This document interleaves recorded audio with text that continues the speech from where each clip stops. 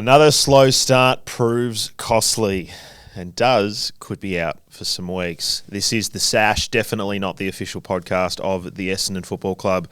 I'm your host, Rob, here with you on a Monday morning in a bleary, cold, wet, miserable Melbourne here at Backchat Studios. And joining me on the couch is James. Hello, mate.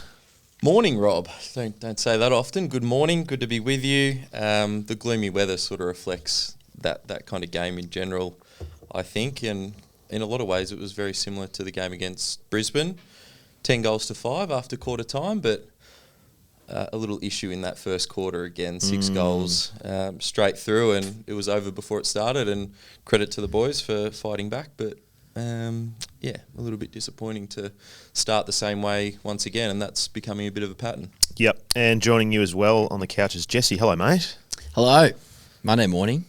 Beautiful sunny day. Yep. Not really. No, not at all. Shocker. Nonetheless, good to not be working though. It's on nice. A grim day like this. I mean, technically I am working, but that's okay. To be honest, it's not a job. I've been at home in a house filled with gastro for the past 7 days or 6 days, and I've barely left the house. No, I'm clear. I've dodged it. Kid and the missus both got it. Really? I've somehow escaped. Wow. So being out of the house is a fucking dream for me at the moment. So, like, if you guys want to do a 4-hour pod, maybe we'll crack on into tomorrow. I'm happy to hang out. So, nice. An excuse to be out of the house. How you feeling, Jess? Frustrating night, disappointing night.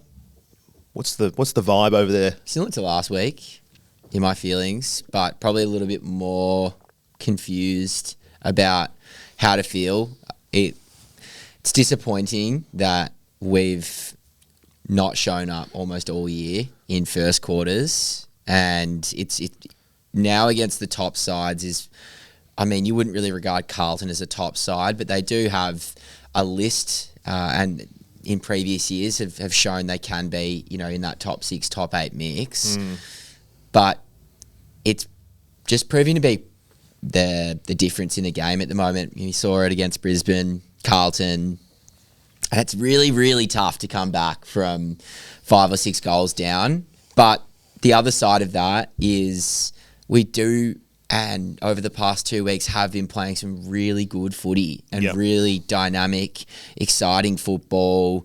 We're not really seeing much long down the line to these, big, tall, contested marking plays because we frankly have none at the moment. And it is, that's something that we'll talk about in a moment, is the amount of intercept mark Carlton had, which is quite infuriating over the day. And there is still quite a lot of long bombing into the forward line. But nonetheless, the spirit of the team, and it's seeming as if almost every young player that's coming in is really proving to be at the level, which is exciting and in a way a bit condemning on some of our experienced players because, and on the coaching staff, it seems at the moment the dynamic, smaller way of playing with that faster ball movement. I'm loving our handballing chains off the half back line. I really do believe we look like a much better team when we move the ball by hand than we do by foot,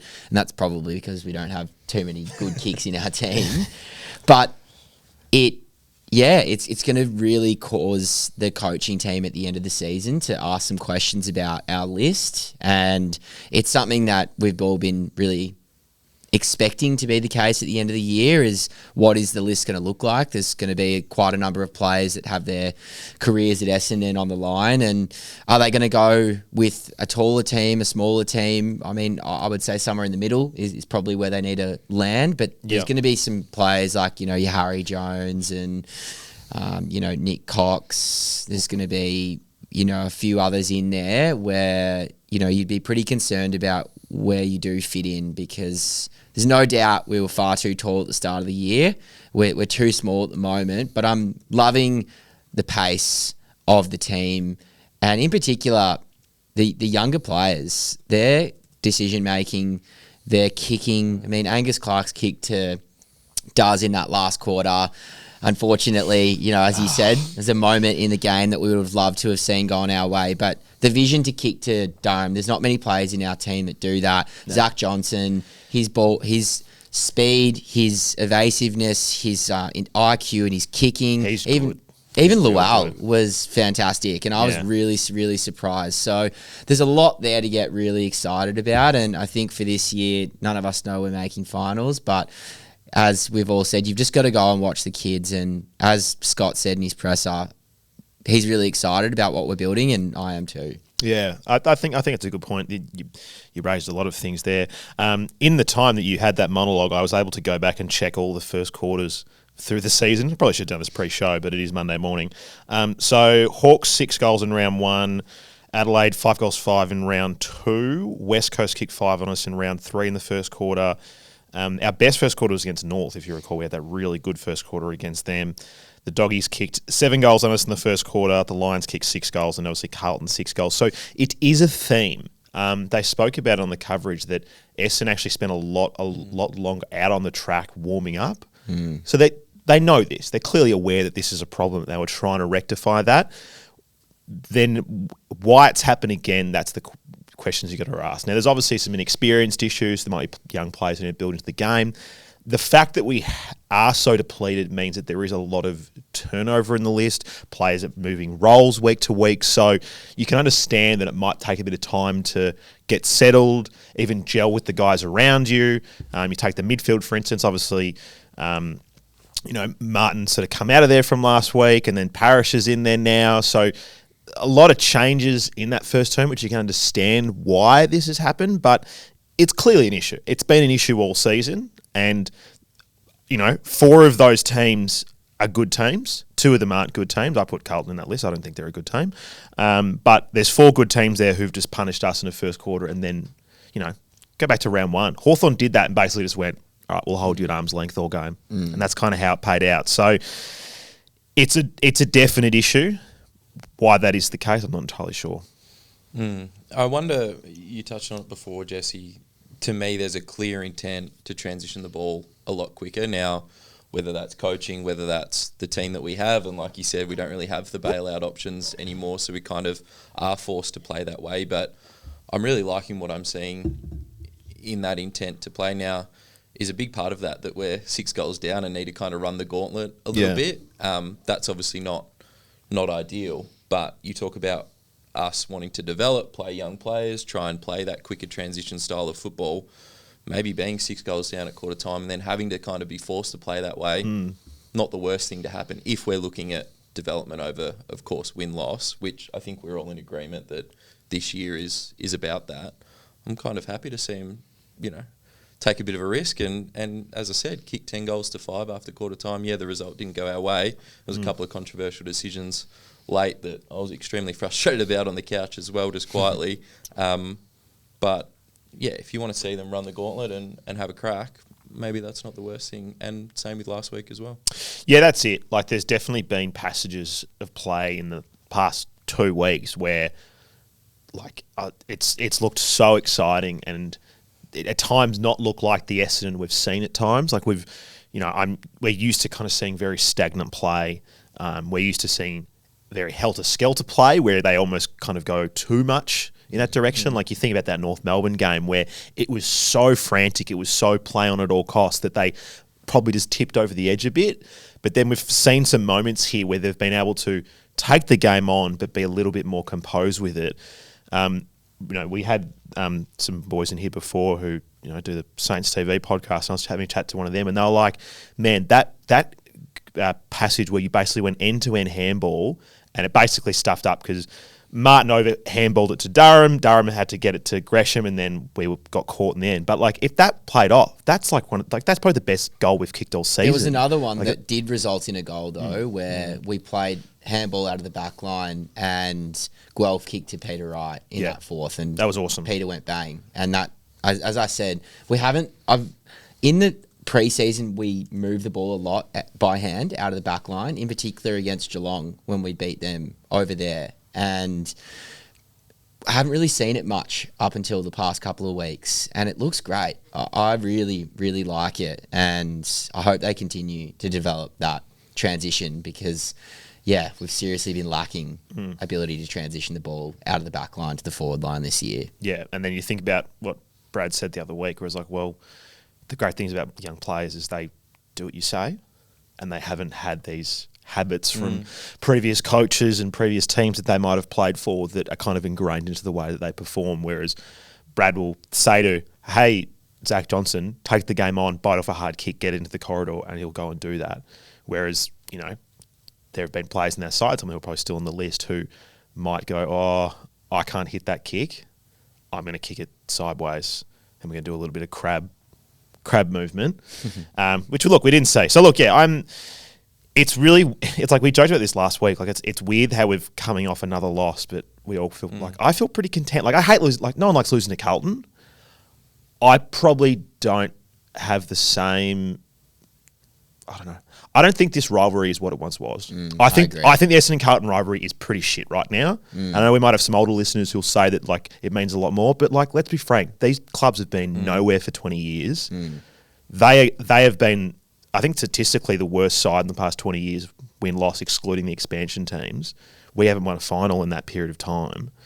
And, yeah, right, it's the old rivalry, but doesn't mean a lot. Yeah, I don't like losing them, but I hate losing to Collingwood more. I hate losing to Hawthorn more. I probably hate losing to Sydney more than these guys at the moment. Like, I didn't put the Western Bulldogs in there as well. Even the yeah, let's chuck the doggies in there. Honestly, I'll fucking chuck Geelong in there. I'm sick of losing to Geelong. But Carlton's just like, oh, well, they've got a fan base. I kind of feel sorry for them like us. But I'm a bit like they've just been as shit as us and mediocre over the. They're pretty much we're like the disabled next door neighbours. That's we really are. That's a.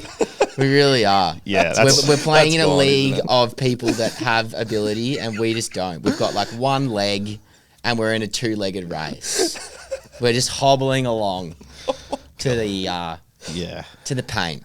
Yeah, but look, yes. Did you like that, Sash? That's all getting binned, isn't it? Oh, that might not make the cut. I don't know. Oh, come on. You'll see. Is PC culture really that bad these days that you can't talk about being one-legged in a race? Yeah, all right. Anyway, come on. Anyway, seriously. But like, that's it. Like, I don't think this rivalry means a great deal anymore. And this season, the difference between these two sides is expectation. They expected to have a good year. The media expected to have a good year. You look at all the, cult media people around, and generally it was like, all right, we should be playing finals. We should be having a crack. Look at the list that we've got.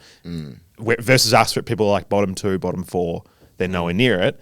And it's kind of like thinking about us when we played North Melbourne. We walked out the North Melbourne game going, oh yeah, we won, but this. Yeah.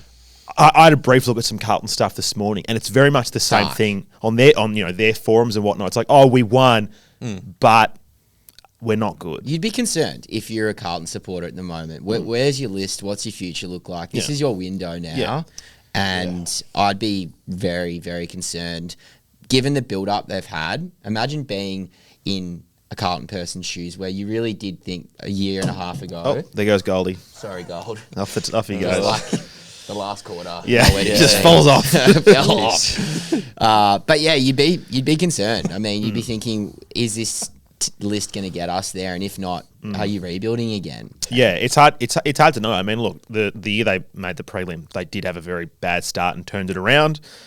Much like that season, they'll play North and West Coast twice and bank a couple of easy wins. But yeah, I don't know. But back to what I'm saying. Like, does it annoy me to lose to Carlton? Yes, but no. Like, I don't really care that much about them anymore. And yeah, I'm happy about the young guys we've got playing at the moment. And there was genuinely some players this weekend and last weekend who have surprised me. I'm like, I didn't think they were up to it. Like, let's speak about Limon Lawal on debut. Surprised inclusion. Obviously, Redmond didn't pull up. Comes into the team. From what I've seen in the VFL, like, I was like, he's okay. But of the VFL games I've watched, there was never a moment where I was like, oh, he's banging the door down. He's going to be in soon. To be honest, I had him probably on the pile of delistings. And first kick, first goal, awesome. And then, man, he cracks hard. Yeah, he does. He lays some fucking hard tackles. And they stick. He doesn't miss. Yeah, and there's a lot of players in our team who don't do that. Yeah. And suddenly I've gone from being like, oh, he might hang around. There's something there to work with. And having the space to run and carry, probably having better players around him as well, he didn't look out of place at all. Like, I was really worried. I'm like, oh God, we're really running thin with this list here. But man, he was better than some of our more experienced players. So yeah, really, really stoked about that. Yeah, I think there's been a bit of talk. I think it was, maybe I want to say Tim Watson kind of was talking on the radio and just saying how noticeable it is that our tackles miss or don't stick and they get brushed off. And so I don't know whether it's because I'm not used to seeing tackles stick like that, but it really stood out that he not only was coming with that physical pressure, but when he laid the tackle, they stuck, and he wasn't a guy that I kind of had penciled down to be a bit of an enforcer and you know, a physical player. But yeah, I love the attitude that he's come with, and I put him in a group with Clark, Johnson and Roberts. Maybe we're starting to turn the dial in terms of these kids we're bringing in, rather than bringing in, you know, these athletes that maybe kind of a little bit half-hearted or go through the motions. Maybe we're bringing in kids that maybe aren't quite as talented or out on the fringe, but are coming with the right attitude and are going to crack in, and they're the sorts of players you need. I spoke maybe 2 or 3 weeks ago about role players. Starting to see some guys come into the team now that just come and play their role, pressure, tackle, sacrifice for others, and don't try and do too much. And starting to just turn the dial a little bit there, I reckon. Yeah, it's nice because, you know, there's still plenty of issues that we've got with other players, and, you know, we'll get into them shortly, I know, but it's just it comes back to Liz's strategy. It comes back to going, we need to have players who play this role, and we're going to go find players who play that role and play it well, as opposed to who's the best guy, let's take him, which is why we're in a position where we have let's be frank, a glut of inside mid type players who, when they play there, they play well, but they go out to the roles and they rarely impact the game at the standard we want. And we're in a position this week where one of the places where we had the most fit players was inside midfielders. Now, plenty of comments online and in the media, everyone's going, oh, why is Zach Merritt playing here? Why is Zach Merritt playing there? Well, it's kind of because, well, obviously, one, we're depleted in those areas. He's trying to be selfless and going, all right, it's for the betterment of the team to develop that I don't play there. But also, none of those players can play those roles. Darcy Parish, Will Setterfield, Jai Cobwell cannot play on the flanks. So what if they're they all have in common? Well, they're inside mids. And none of them can kick. Yeah, not very well. That's what inside mids do. Yeah. They get the ball, and generally they're not great kicks. I think Jai Cobwell does all right. Occasionally. And Setterfield does all right occasionally. Parish was, very rusty, let's be frank. He won a lot of the footy, which was good, but he was very rusty and hacking the ball. But this is just the issue that we've got, is that there isn't a balance of these players. Yes, a lot of this has to do with who's available, but you need role players. You need players who can play these positions. And of those midfields that we have available, Nick Martin can play just about any position, which is why he was moved around again.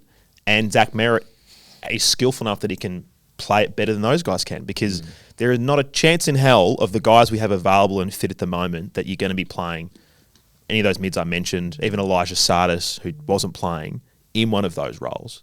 It's just not possible. So I understand what people are saying. They're like, why isn't Merritt playing here? It's bad coaching. Who else is going to play there? There's no one else. There's literally no one else. Like, are we going to bring in one of these mid-season draftees? What's his name? Blackiston, who played centre-half back in the VFL on the weekend. Let's chuck him in the AFL in defence. Like, who are we kidding? Like, this is what's happening. So, anyway, I'm ranting a bit, but I don't know. Why don't you guys speak? Should we go into some bads? Yeah, let's go bads. Let's come back to the goods, but let's go bads. I'm in that mood I'm right ready now. to bite my tongue and revert from the comments I made about Perkins a few weeks ago, and he had an absolute mare last night. Very poor. There was that one Charlie Curnow goal where I forget who marked it just outside forward 50 in the first quarter, and they laid the hands off. And you see in the vision Perkins with his back turned toward our goal, not looking at the play or the ball carrier. And Curnow runs past Perkins and Perkins walks the entire time, not even paying any attention to what's happening in front of him. And this has always been a concern of mine with Perkins, is his mindset. And clearly last year he spoke about the psychological aspect of the game and how he struggled with the pressure. But I don't think it's just that. He switches off. He gets lost. Yeah, he does. And He gets lost in traffic. I don't necessarily even... I do think that getting lost is one thing, but I also think he just switches off and it doesn't look like he cares. He was really slow and not positioned well in numerous instances yesterday, dropping easy marks overhead, just didn't really make any impact whatsoever. And it's getting to the point now again where you look at a player like Day Wicks, who came on as a second gamer, and he showed more in 5 or 10 minutes than what Perkins did. He was much stronger overhead than what I've seen Perkins almost throughout his entire career. And yes, Perkins' kicking at times has been really good, but so was Day Wicks' kicking yesterday. Like, he was always looking in the corridor, and it begs the question, when we have a fit team, I would say in the next couple of years, if Perkins is still on the list, of Day Wicks is going to be a player that is going to be vying for the same spot as him. And it's things that you like to see, because I don't think there's been enough pressure on our half forwards. And, you know, Ollie Hollands, another example, just great. the same old He was story. really good. The 3 highest ranked players on the ground were Ruck, of course. No surprise. Ollie Hollands, a half-back, Yep. and Blake Acres on the wing. Yeah. I mean, it's the same old story every week for us as a club, and I understand we're decimated, but I just don't think that Perkins brings enough as a defensive half-forward, and if he's not impacting offensively, you see what happens. It was a good move subbing him off, and there's some serious questions I have over his consistency and his ability to actually play at the level. Yeah, I mean, I think he plays his best footy when he's inside 50. Yeah. Like, I think he plays his best footy when he's able to be that third, maybe even fourth sort of forward option. Like and forward pocket almost. Yeah, like almost kind of in the role that Guelphy played. But Guelphy has the defensive sort of capabilities to him, whereas I don't think Perkins has. But apart from that one game against Hawthorn, where he was just unbelievable in the midfielder, he just gets lost in the game. Like, and whether that's a switching off thing, whether that's a confusion thing, I don't know what it is, but the ball will be moving around, and like you said, he will just be either caught ball watching or watching his man, and then just suddenly he's out of position in like the blink of an eye. Trailing. He's always trailing. And isn't he? and at this level, you just can't have that. That's just like, this is the top of this sport. And if you stop for a second, you get caught out. But what he can do is I think, like, he wasn't great last night, but I usually think his marking's pretty good. What he can do is he can mark the ball inside 50 and kick a goal, and he's pretty reliable at that. Set shot. He's got a beautiful set shot, but the rest of his game is just lacking. And let's go back to what Brad Scott said earlier in the season, talking about forwards. If you can't impact the game when the ball goes to ground and you have to pressure, you will not be in this team. And let's be honest, if it wasn't for the injury list we have right now, like, he's probably, like, this is the thing. If Durham, we'll get to the Durham discussion in a second, but if Durham is suspended, it's basically going to keep Perkins in the side next week, because I don't know. So you would have dropped him if Durham doesn't get suspended? I would play Day Wicks in front of him, Yeah. and then if there's another move to make from someone coming out of the VFL, but like, he's the one who's coming out. Like, he's McMahon kicked another 3. Yeah. I think he's leading the VFL goal kicking. Yeah. He's someone that you could bring in to play in More, the forward line. potentially, yeah. But like, that's, I don't know, you look at the rest of them, like, all right, Kako, low numbers, but like, you know, kind of has a role to play. He just maybe plays. He just keeps playing him. Hobbs is probably maybe close to that again. Didn't have an average night, but just, yeah. Hobbsy, I would say this week, the natural inclination is to bring in Sardis if Durham doesn't play, but I'd actually like to see Hobbs play in the middle and get almost 80% game time in the midfield. He has looked really good. There was that game earlier in the year, or the preseason game against Geelong. He had like 35 touches and 12 clearances. He's definitely an inside mid, and now at his age, he deserves a call up into the middle more than what Elijah Sardis does, in my opinion, and I hope that they do give him the chance to get moved off that half forward, because he just isn't really impacting the game. He hasn't been bad, but he's not doing enough in that position either. Yeah. I don't think you can play Setterfield, Parish and Sardis in the same team. One of them has to stay out. Setterfield continues to do his role. Thought he was really good on Cripps last night. Had a good game. Forced him to go and sit in the goal square because he just couldn't do anything around the footy. So assuming Setterfield's a lock, it's only one of those boys can play, in my opinion. Otherwise, you're just going to get killed on transition both ways. You can't have two guys that can't kick, and you can't have two guys that are pretty slow on transition as well. Yeah. There was I saw a few people sort of bemoaning Parish being in the team, but he was good. He was fine. His hands in traffic. Parish is so a good. contested ball clearance winner, and that's exactly what he did last night. Yeah. Yes, his kicking wasn't polished. It never has been, and frankly never will be. Obviously, he's missed a lot of time as well, but he's never been an elite kick. His job is there to get the ball out to the Martins and the Merritts. Yeah. And he did that. Yeah. I think he's a bit of a scapegoat. I think people love to whack him.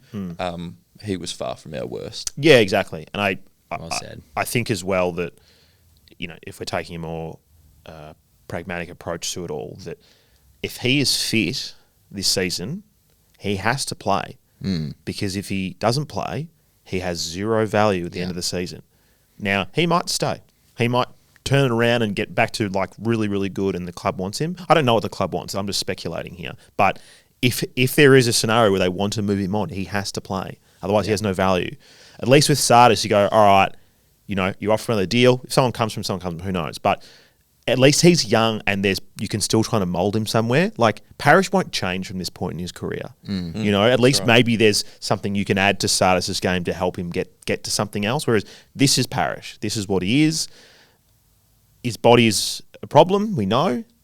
Can he run out the rest of the season? We'll see. But, yeah, I don't think he was the scapegoat for last night. I saw some people potting Laverty. It's like, he's our only key defender. What the fuck are you expecting? Jesus. Yeah. What are you expecting?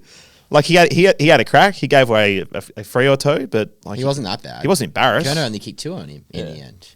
Two or Was it three. three? Whatever it was. But like, And one of them, he wasn't even on him. So yeah, exactly. he punched above his weight again. He's doing what he can, Lav. Yeah, exactly. So yeah, that Just was on it. Perkins quickly.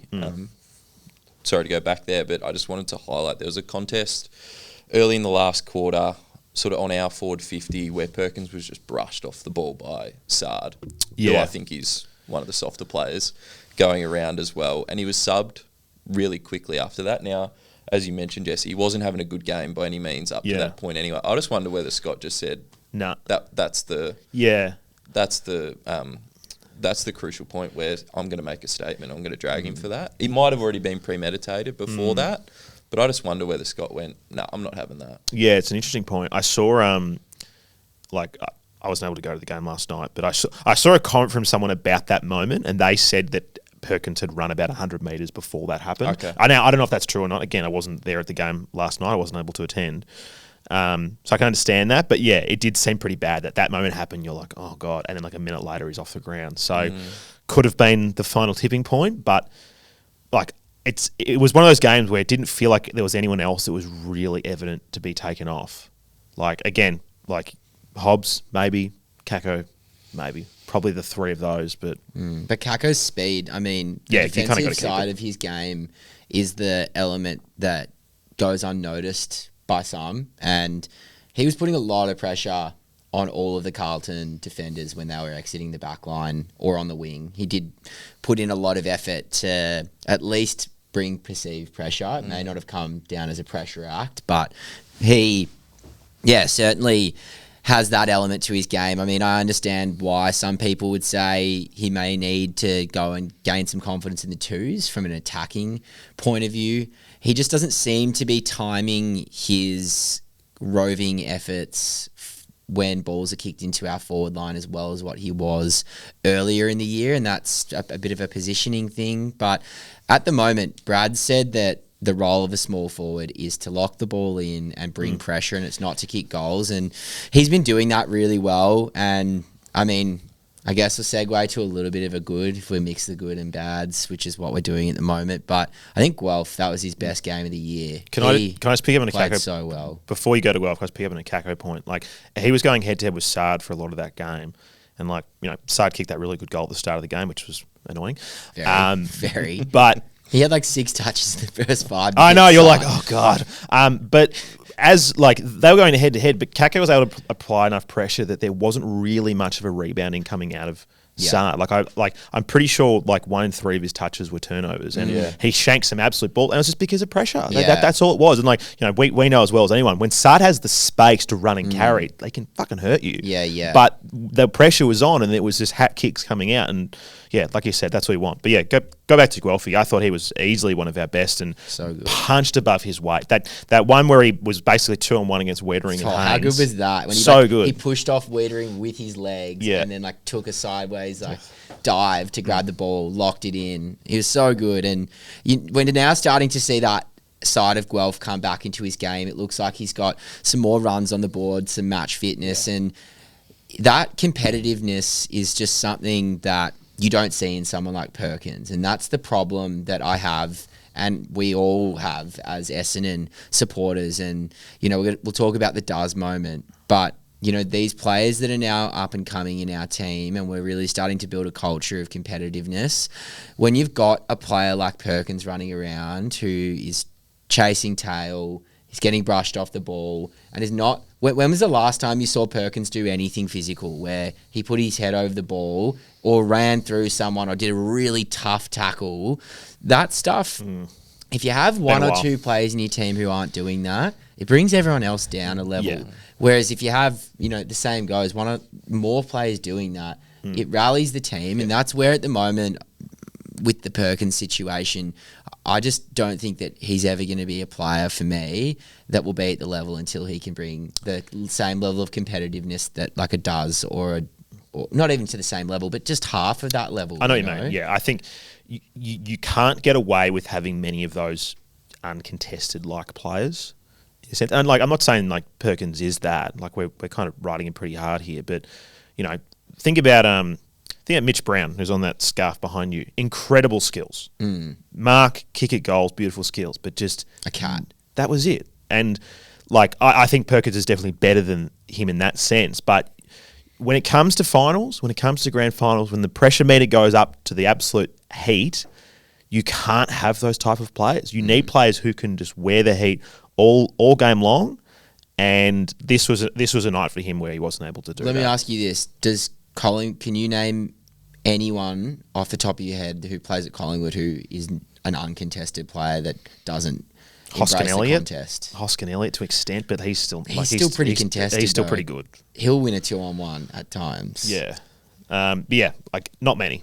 Exactly. Not off the top of my head. That's probably the only one that comes to mind because he's that, wing flank kind of outside sort of player. But yeah, anyway. Should we talk about the Durham incident?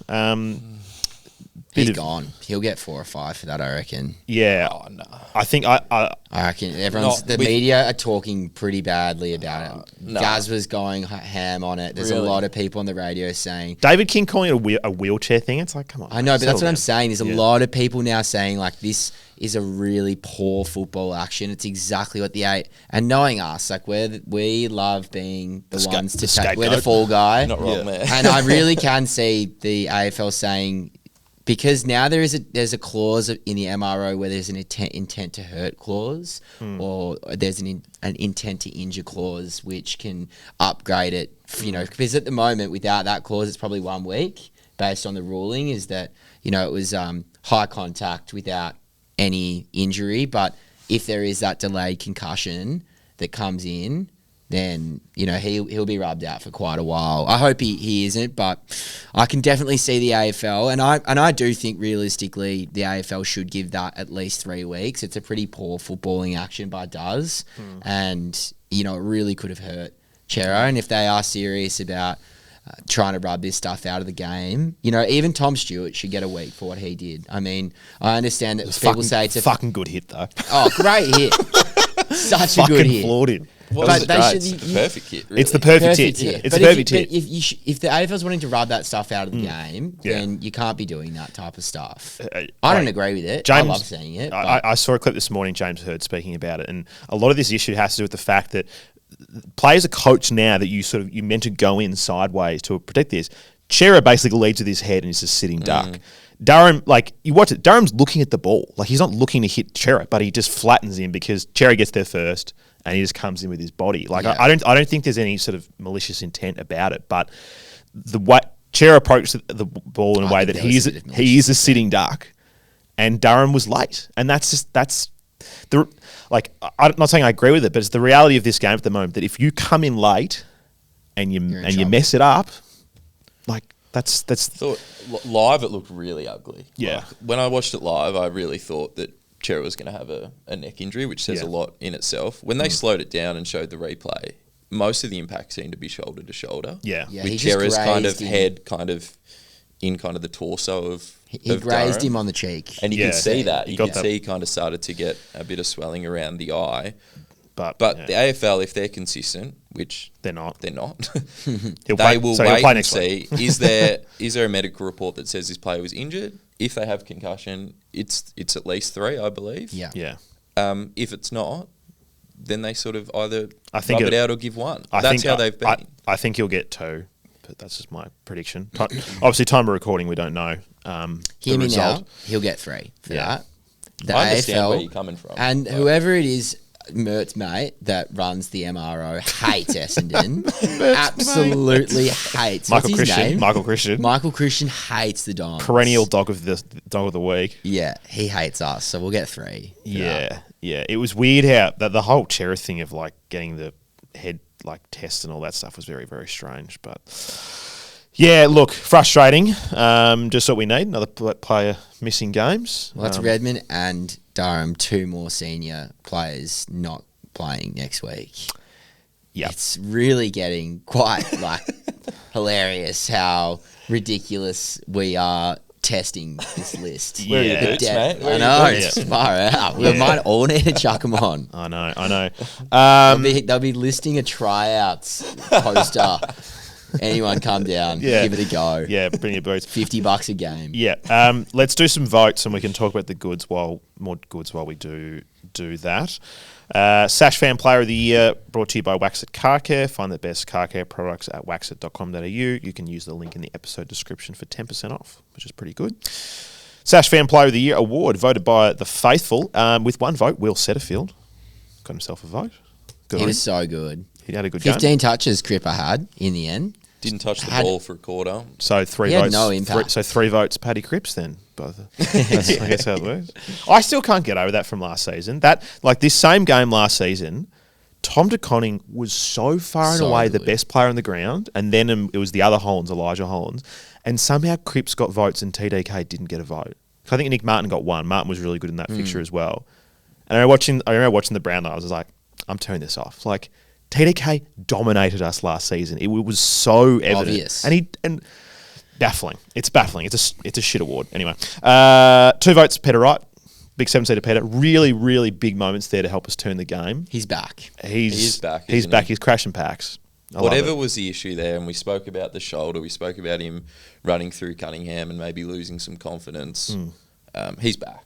He's such a confidence player. But the thing that I'm loving about his game at the moment is his defensive work. And there was this one play in the 4th quarter where they were running the ball. They did a switch and they ran the ball out of their back line. And Peter did a 65-metre effort. And he was slowly coming. He was slowly gaining on them. And look, it was perceived pressure, but Yeah. you love to see it from him. And it's not something we've seen. Was that Doherty? Where he like I believe I think so. so. Yeah, Yeah. it was like he got a lot of the footy, but a mate of mine who a neutral supporter was messaging me during the game. He's like, "Gee, if that's not a sign that Doherty is running out of legs when Peter Wright nearly chases you down, I don't know what is." 7-seater. Yeah. There's a red line in there. that we Yeah, felt. exactly. 3 votes, really good game and some really vital moments that helped us almost get the win. Xavier Dersma got 3 votes. Awesome game. Surprising. He's so good. Yeah, when he's on, he's really good. When he has those games where he's just kicking down the full all the time, they're annoying. But that was Yeah. definitely one of the best Well, games he he's does played for without the Essendon. ball that I really noticed last Yeah. night. He's though. just got the only he's thing. so tough. Yeah. The only thing about Dersma that I don't love is some of his decision making. And there was even an instance in that 4th quarter where he got the ball on the wing and he went to move the ball through the middle and he just hand passed straight to Parish, who had his back was Yeah, turned to yeah. goal. Yeah. And he does that so regularly, and if he can just fix up that part of his game, he'll become an elite player. Yeah, I think so. He's got courageous and his work rate. Like, he's everywhere, flies back with it, jumping in front of much bigger blokes than him. And, I thought he had a really, really good game. Stats probably don't tell the story. I thought he was really good. He had an impact, for sure. Yeah. Always puts his head over it. The real question is, what wing did Blake Acres play on, and who was playing on Blake Acres? I haven't watched the whole game back, so I don't know. But, yeah, that was a fucking good goal from him. That one on the run, So 50. annoying. Yeah, I know. You hate it. Hasn't played a good game all year. And then just bins that. It's such a sick goal. 4 votes. Jai Caldwell. Good to see him back into his best. Two really good weeks from him for us. Yeah. And I don't think a surprise here, but taking home the 5 votes, Nick Martin. Yes. The dancing feet. Yeah, it's interesting. People were saying to me on social media that we should cancel this award because Zach Merritt had won it by like round 5, but since round 9, Nick Martin's gone 4 votes, 4 votes, 5 votes, 4 votes, 5 votes. Yeah. So, and look, if Merritt keeps playing out of the square, which he might, being the selfless team man, Nicky Martin might be taking home the prestigious award. I would love to see a scenario where when we have a fit team, and a bad from mine was that Scott didn't play Martin through the middle to begin with, and off the back of 2 best on ground performances, I don't think we had an option. I don't think we had an option though with Redmond out. I just don't think there was an option. I think there's always options. I really do, and I just don't think. I think we robbed Peter to pay Paul in that situation, because if Martin's getting 80% of his possessions in the back 50, we know he's not as effective there. And I understand that you're trying to cover areas of the ground, but you know you could put a Dersma in the back line over putting Nick Martin, who's been your best player for the past 2 weeks. I wouldn't put in the Dersma middle. there. And yeah, I disagree. Look.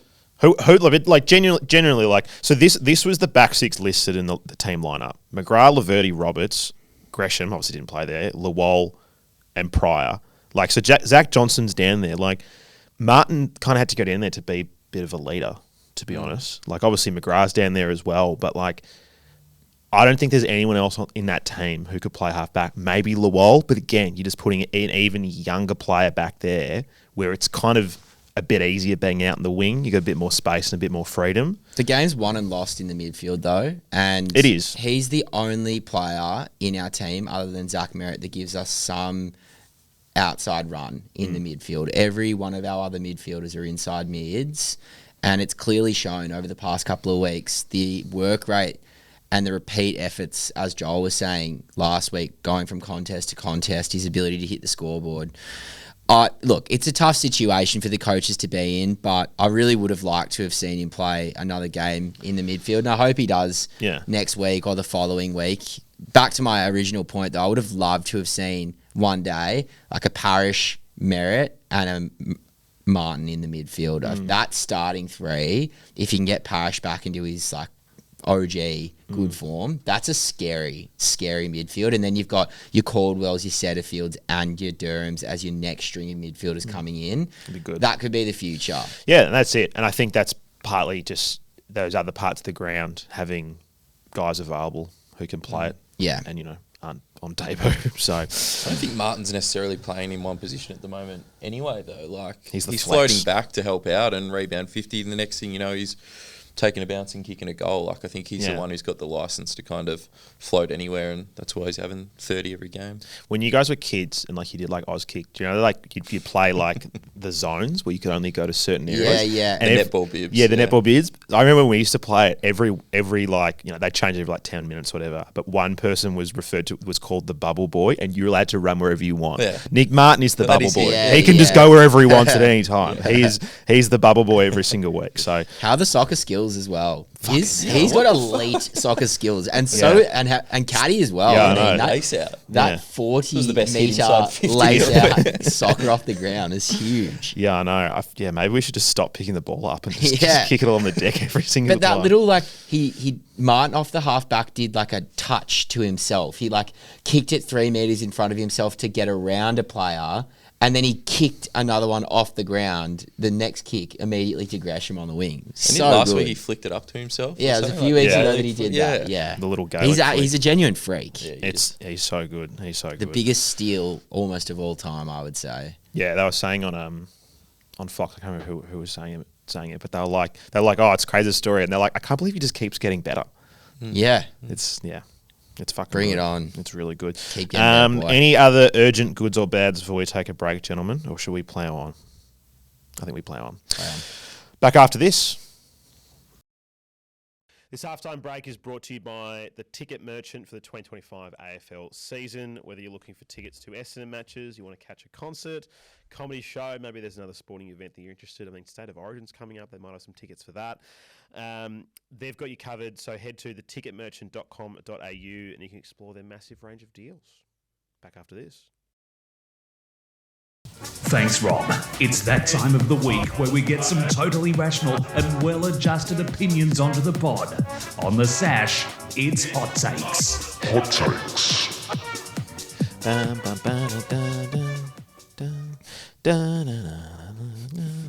You do that every time. Just gets me, Just gets me up and about. Welcome to part 2, everyone. Good to be back. Just quick... I know it is time of recording. They haven't played yet, but just a quick death ride update. Carlton winning has put Melbourne back to 14th. So we'll take that. Great. Take that. Can't believe I'm going to say this, but go Pies today. This is a weird 24 hours. That's where we're at. It's a weird 24-hour period where I feel like Essendon and Collingwood fans kind of like connect a little bit because they hate Carlton more than we do. And we probably want them to beat Melbourne. So anyway. It'll happen. They'll They'll smash Melbourne today. But Melbourne is in pretty good form, so it'll be interesting to see how they go. If they kick straight, I mean, they didn't against St Kilda. But anyway, let's hope the Pies get their win today and Melbourne stay 14th on the ladder. Let's get into some hot takes, everyone. Thank you, everyone who sent them through. Obviously, short turnaround to the pod, so haven't got a ton, but we appreciate those who sent them in. Can't play them all, of course, so we'll try and keep it brief. Let's start with Rory from Scotland. Thank you, Rory. Forget the blue baggers. We got absolutely teabagged to fuck by another usual shit start. So frustrating that game. If we just played halfway decent, we could easily win that. Fought well at points, some good performances, but fucking hell, we really just need to learn how to get out the blocks. That'd be half the battle with this team. How do you solve that problem? We spoke at the very start of the show, but I feel like we don't have an answer. I don't think anyone has a real answer, to be honest. I just don't think you overcoach it and you don't overstate it because at times you can create something out of nothing and there is something there, but I even find it at times with my sales team, if there are certain elements with their presentation, it could be their introduction. You don't want to get in their heads. And if you keep bringing it up and you keep coaching it, it does psych people out. It makes them overthink their approach to it. So I think that there needs to be some discussion about it, but not too much. Okay. Jesse, can you sell James a Don's membership right now? I can't. I honestly can't. I don't think there's anything I could say to make anyone buy an Essendon membership. Yeah, we need to get Joel back on. Max from CESV. Thank you, Max. Boys, Max from CESV once again leaving the MCG. Absolutely fucking disappointed in the Bombers' effort tonight. We clawed it back, but it just wasn't good enough. Unfortunately, I'm here with my missus and her family. And they go for Carlton. It's a disgrace. And there's just nothing worse, mate. This is rubbish. Shut up, idiot. Up the plains, onwards and upwards. Come on. Love that. Love a bit of banter between couples. Bit of fun. It's a bit of fun, that. Next one is Give It to Johnson. Thank you. That was a couple of rubbish teams going at it. Carlton, go back and watch Dean Wallace play on whatever. We'll go back and watch Lloyd kick his 7th against Mick Martin, win the flag, whatever. We're both wasting our time. But we might not be soon. The young boys. Johnson, Daywicks, Clark. We've got something happening here, Carlton. You are wasting your time. It'll come, boys. Thoughts? you'd much rather be in the Essendon camp right now than the Carlton camp. Yes or no? I'm looking like 5 years. Oh, 5 years, yes. Yeah. But this is the thing. Like we know from what was it, 2 years ago, 3 years ago, that it can turn around back half of the season. And, if they get a couple of easy kills, obviously with the North West Coast, kind of even Port Adelaide coming up, you get a bit of momentum, get a bit of belief. It can change. If the season ends and they don't play finals,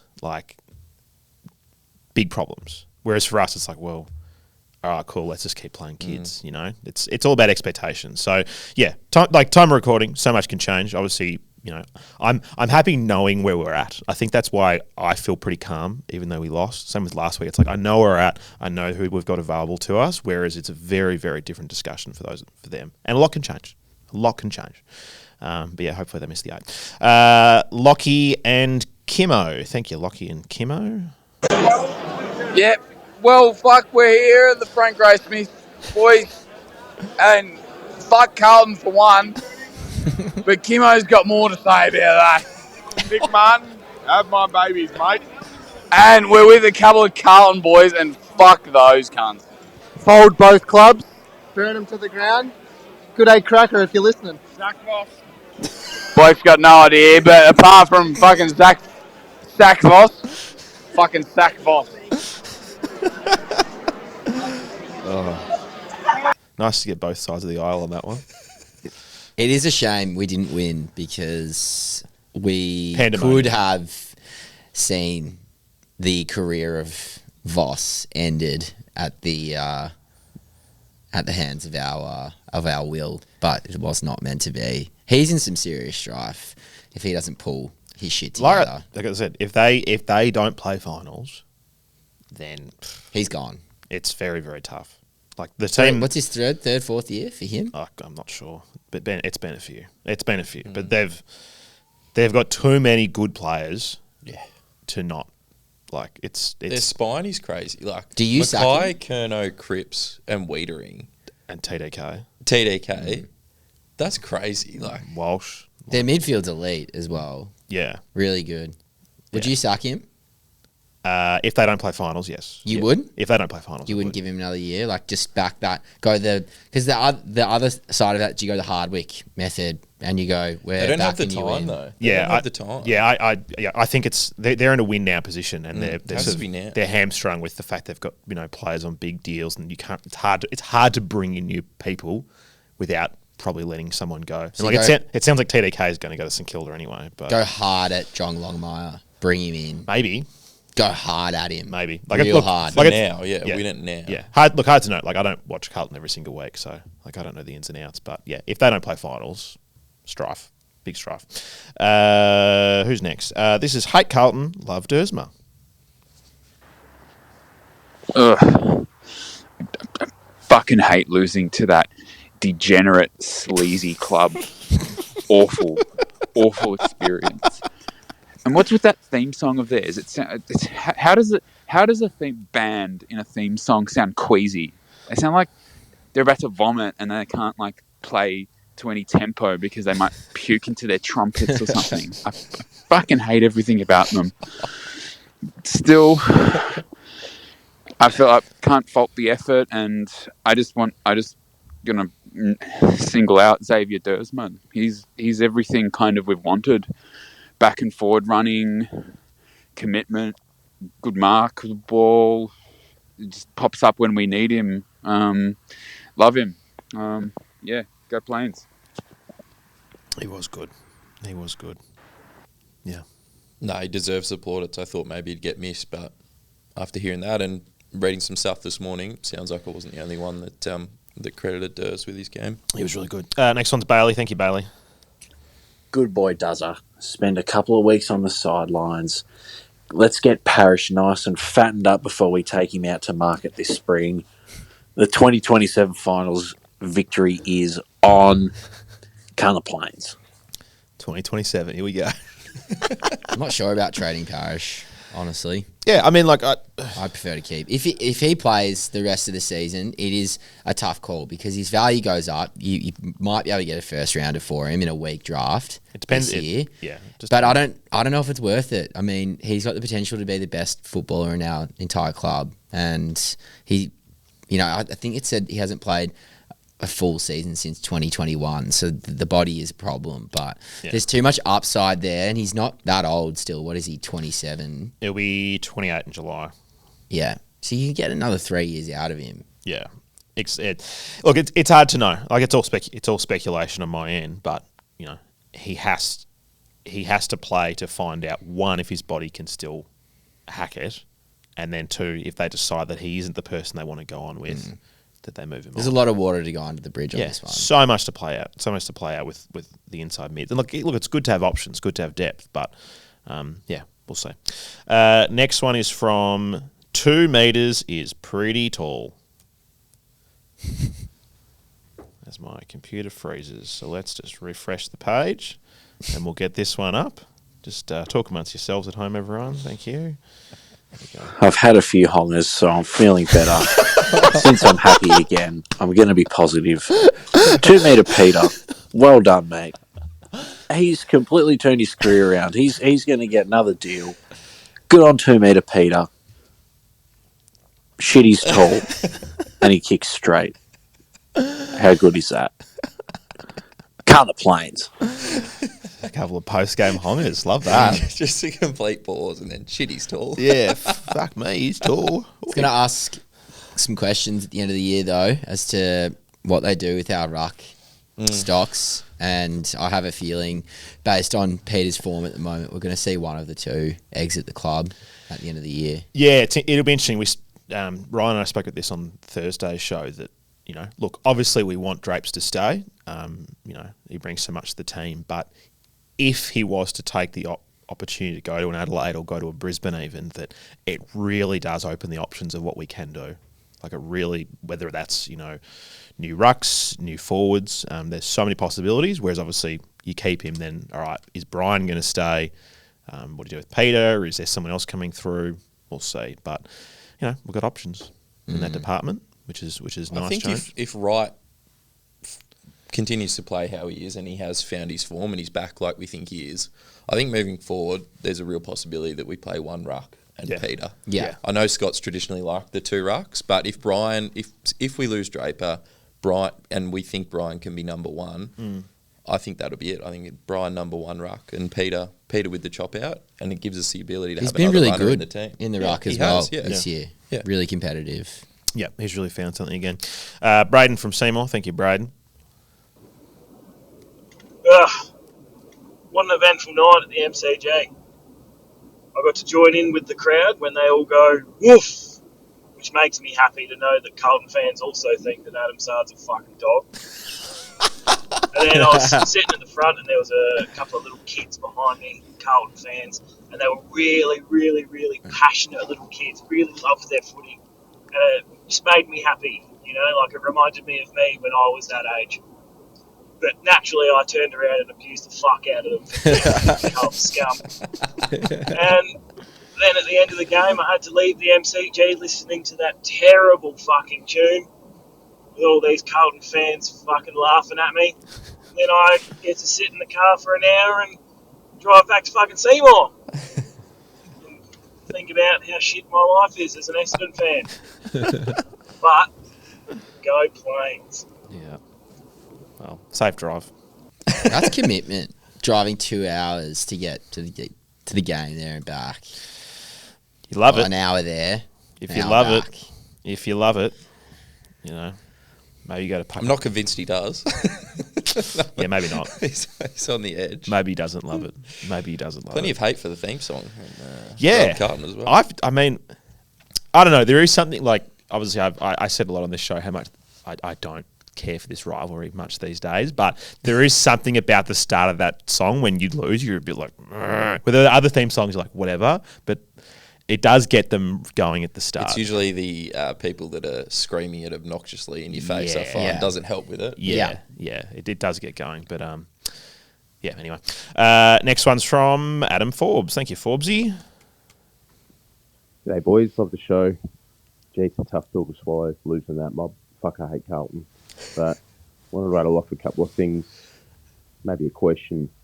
Do you think we would have been 6 goals down at quarter time if we had have had a 3-time All-Australian midfielder in the guts? I don't know. And secondly, if I see Archie Perkins running around at the G next Saturday against Geelong, I will vomit all over myself.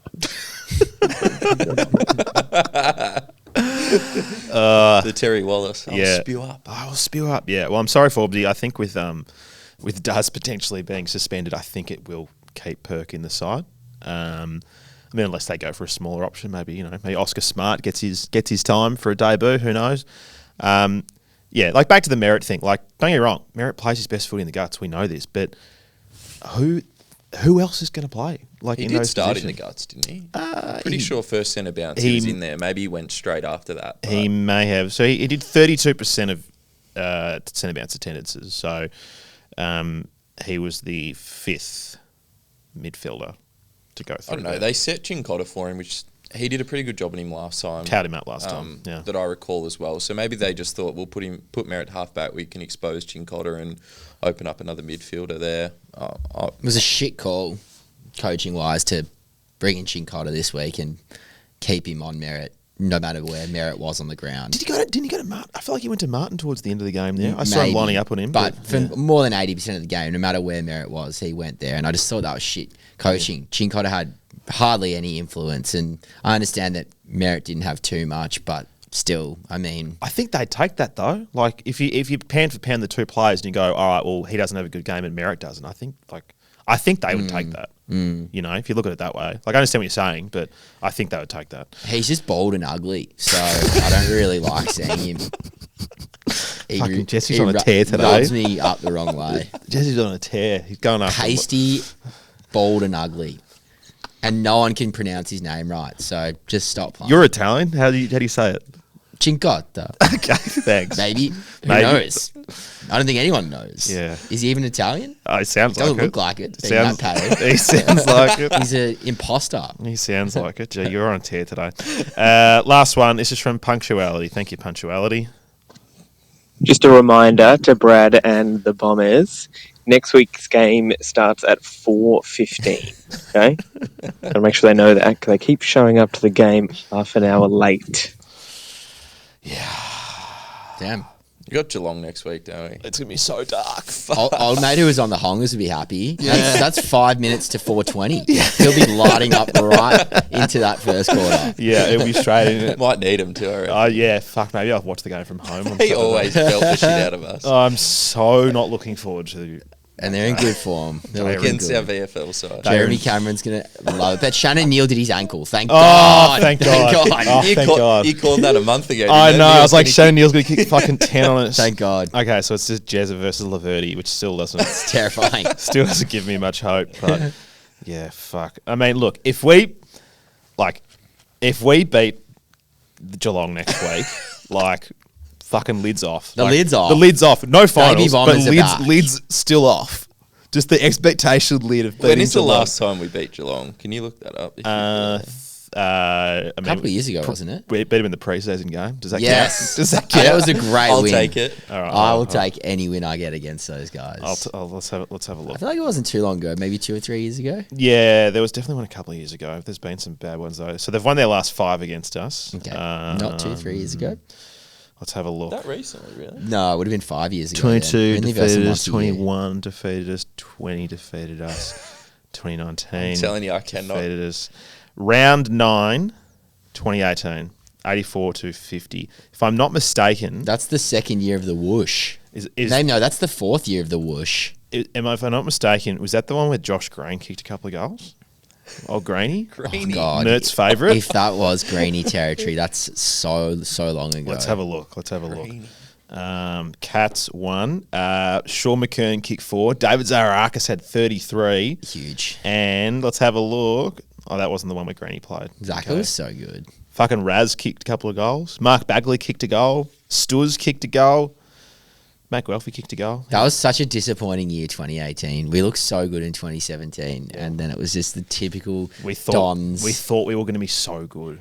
We had a good list in 2017. We actually were good. Yeah. Having Stewers and Joe Danaher in the forward line, and Raz at like peak Raz times was so good. Yeah. And obviously Josh Green, he was in there. Green Dog, the GOAT. Well, boys, good fun. Thank you for coming in. Everyone, thank you for tuning into the show as always. If you want to listen to Thursday's show, you can sign up to become a premium member. It's $5 a month, or I think it's like $40 for the whole year, and you get an extra show every single week. You get an ad-free experience, and you get access to the Discord, which is always a bit of a laugh, particularly on game day. A lot of really rogue chat there last night leading into the game, which was good fun. Final thoughts, James? Good way to spend my morning, a bit of therapy, but fair few positives to take away. And as I keep saying, I know the results might not be there, but watching these kids develop is putting a smile on my face, so I'm enjoying it. Jess? If you have a power outage next Saturday at 4:15, don't even bother going to the pub. Just forget about it. Yeah. Write that one off. It would be a good one to miss, I think. Yeah. Next week. Yeah. It's looking dark. But yeah, look, disappointing. Don't like losing. Don't like losing to Carlton. But could be worse. It could be a lot worse. We'll see you next time. Go Dons. Go Dons.